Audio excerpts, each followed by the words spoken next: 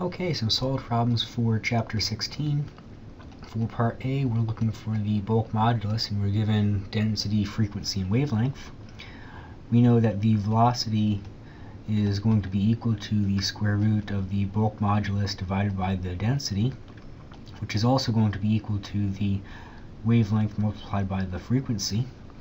So we simply square both sides and multiply both sides by density to get the bulk modulus is going to be equal to the wavelength multiplied by the frequency, quantity squared, divided or multiplied by the density.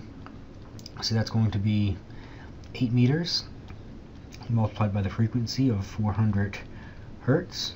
Make sure I square both of these guys, multiplied by the density, which is going to be 1300 kilograms per cubic meter. And I'm going to get my bulk modulus to be 1.33 times 10 to the 10th pascals. For Part B, now I have a different rod, and I'm looking for Young's modulus, which is going to be equal to the, or which I can find by saying that the velocity of a longitudinal wave in a solid rod is going to be equal to the square root of Young's modulus divided by the density. I'm not necessarily given the velocity, however, I'm giving a distance divided by time. I'm giving a distance and I'm given a time. So here I can say that Young's modulus is going to be the distance that the sound wave travels divided by how long it took it to travel. Square that guy and multiply now by density. So now I know the distance I travel is 1.5 meters, and it took 3.9 times 10 to the negative fourth seconds. Make sure I square that quantity. The density of this rod is going to be 6,400 kilograms per cubic meter, and I'm going to get a Young's modulus of 9.47 times 10 to the 10th pascals. For problem number 21, we're going to have a baby that's emitting a high-pitched wail, and we know that the intensity is going to die off like 1 over r squared, and we're asked for the difference in sound intensity level heard by the father versus the mother. The sound intensity level is that beta, as opposed to the intensity that is the symbol I. You know the distance to the mother is going to be 1.5 meters, and the distance to the father's ear is going to be 0.3 meters. And really we can look at example 16.9 and see that we can relate the difference in sound intensity levels, so beta 2 minus beta 1, to be 10 decibels multiplied by the log of, in this case, the intensity 2 divided by intensity 1. We know that intensity is going to go like 1 over r squared for a sound wave going out in a spherical wave, which most waves tend to do. So we can write this sound intensity level difference to be equal to 10 log, and then we can have the distance to the mother divided by distance to the father, both of these guys squared. Now we know that the distance to the mother divided by the distance to the father, I can just do a whole quantity squared here. That's going to be 1.5 divided by 0.3 quantity squared will be equal to 25. So this says that the sound intensity level, or the intensity level, not the sound intensity level, just the intensity level of the father is going to be equal to 25 times the intensity level of the mother. No wonder I'm going to go deaf. So the change in sound intensity level here is now going to be 10 multiplied by log of 25, so that's going to be 13.97 decibels. The father is going to hear sound intensity level that's about 14 decibels louder than that of the mother, remembering that a decibel is a logarithmic scale.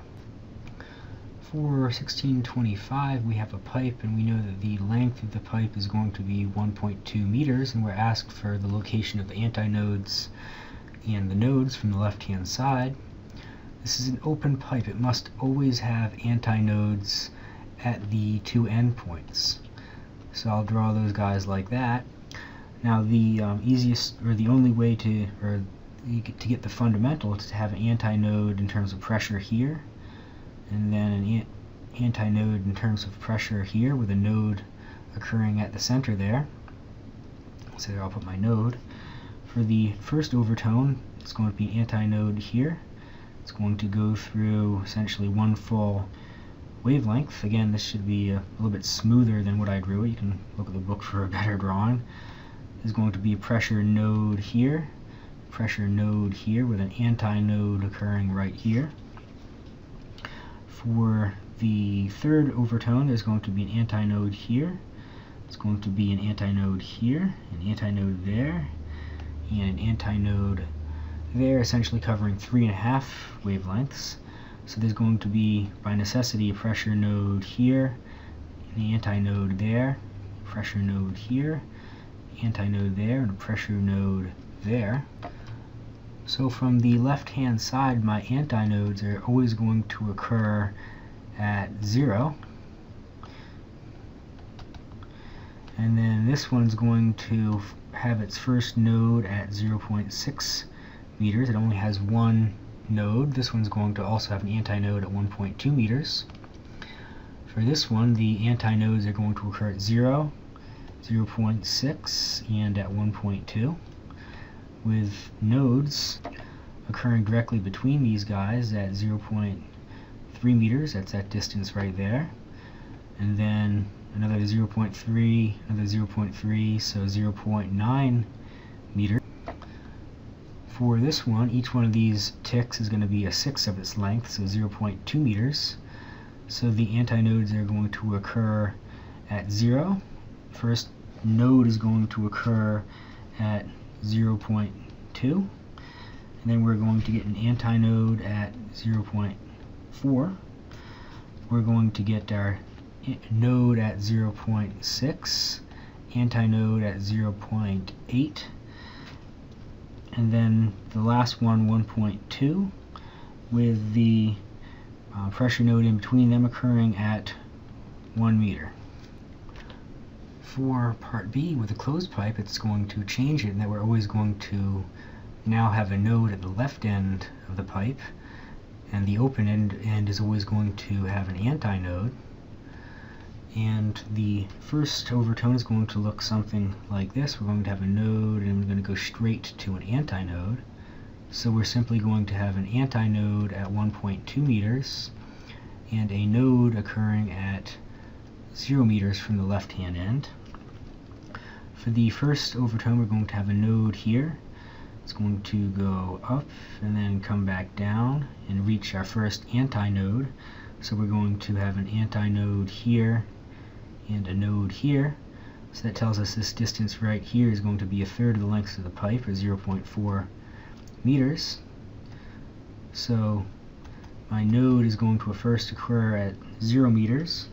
I'm going to have my first antinode at 0.4 meters. Then I'm going to have my node at 0.8 meters. And I'm going to have my last antinode at 1.2 meters. For the third overtone, I'm going to have a node right here. Antinode, node, antinode, node, antinode. So antinode, node, antinode, and node. So divide this pipe up by 5, and the distance is going to be 0.24 meters in between each one of these guys. So my nodes and antinodes. First I'm going to have my node at 0 meters, my antinode at 0.24 meters. And then my antinodes are going to have 0.24, 0.72, and 1.2 meters, with my nodes occurring at 0, 0.48 meters, and 0.96 meters. Okay, for 1649 we have a Doppler shift. We know that we have a car alarm. That tells me that the car is going to be stationary, so the velocity of the source will be equal to 0. And it tells me the frequency of the source is going to be 520 hertz.